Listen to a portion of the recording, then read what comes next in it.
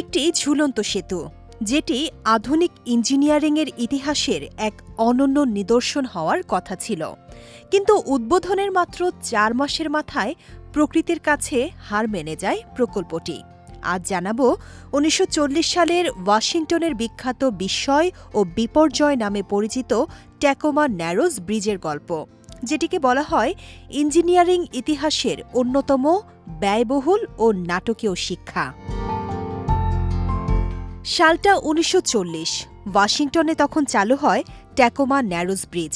সে সময় এটি ছিল বিশ্বের অন্যতম দীর্ঘ ও দৃষ্টিনন্দন ঝুলন্ত সেতু। তবে সেতুটি নির্মাণে একটি বড় ভুল করে ফেলেন ডিজাইনাররা। বাতাসের গতিশীল প্রভাব বা অ্যারোডাইনামিক্সের বিষয়টি এড়িয়ে গিয়ে সেতুটি নির্মাণ করেন তারা। শুধু তাই নয়, সেতুটিকে অতিরিক্ত হালকা ও নমনীয়ভাবে নির্মাণ করা হয়েছিল।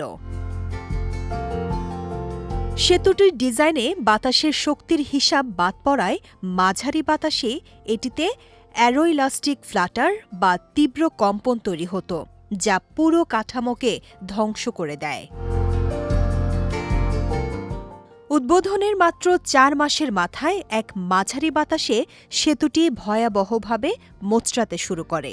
ঢেউয়ের মতো দুলতে দুলতে এক পর্যায়ে তাসের ঘরের মতো ভেঙে নদীতে পড়ে যায় সেতুটি।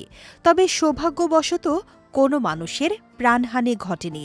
তৎকালীন সময়ে $৬ মিলিয়ন এই ক্ষতি বর্তমান মুদ্রাস্ফীতি অনুযায়ী প্রায় $১ বিলিয়ন সমান।